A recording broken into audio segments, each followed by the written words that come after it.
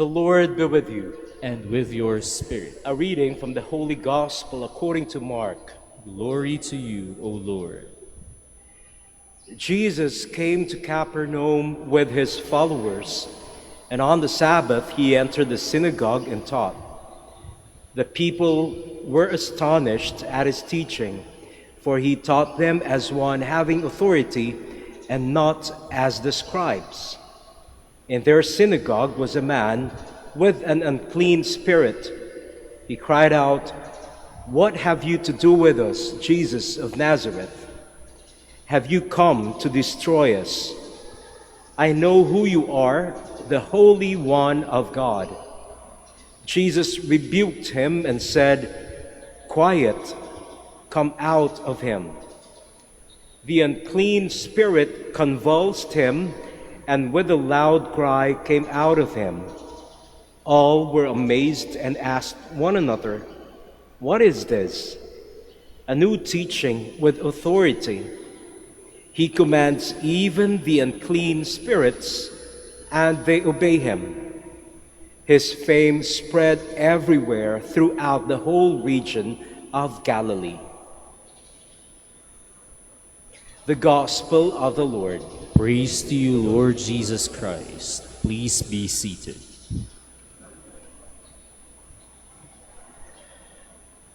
What does it mean to have authority?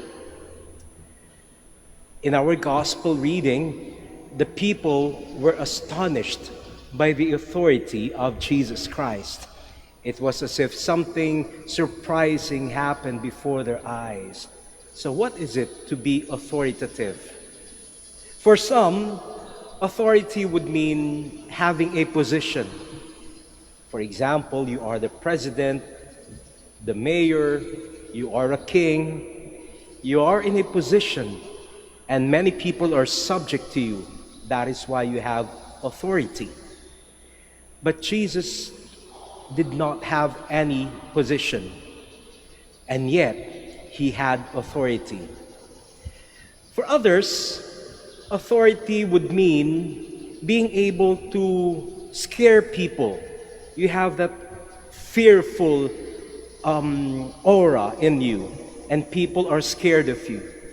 I remember we had a professor before of whom we were scared of, because he could threaten that he would fail us if we would not come up to his expectation. So there was fear, and that was his authority. But Jesus was not a person people feared. In fact, they searched him, they went to him, they loved him. So where does the authority of Jesus Christ lie? To understand his authority, we go back to the feast that we celebrated last Sunday, the baptism of the Lord. And Jesus was baptized to signal the beginning of his ministry, but most of all, it showed the people his connectedness to God the Father. When he was baptized, a voice in the cloud was heard saying, "This is my beloved Son. Listen to him." In other words, Jesus Christ was not simply another prophet. He was not just an extraordinary person, but he was the Son of God. And the words that he was saying were not simply words that he was citing, but they were his own words, because he was connected to God the Father. And that was where his authority came from. His words were truly the words of God. There was authenticity in the words that he was saying. That is why it was not a surprise that people would be awed whenever he would enter the synagogue. People would be astonished when he would speak. People would listen to him.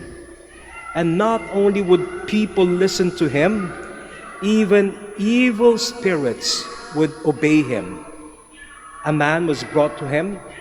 He was being possessed by an evil spirit, and Jesus calmly said, "Quiet, come out of this man." And the evil spirit obeyed him. And it was simply because of his authority. The authority of Jesus makes us listen to him and obey him. And I believe in our life,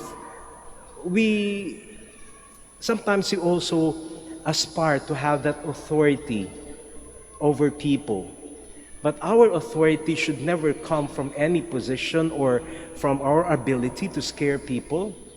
But our authority over people should always come from our deep connectedness with God by continuing to listen to his word. Remember when Jesus began his ministry, he was baptized. And what happened during that baptism? He was immersed in the water. And the only way we can truly have that authority like Jesus Christ is when we immerse ourselves in the life of Christ, when we immerse ourselves in his words, when we truly listen and obey his words.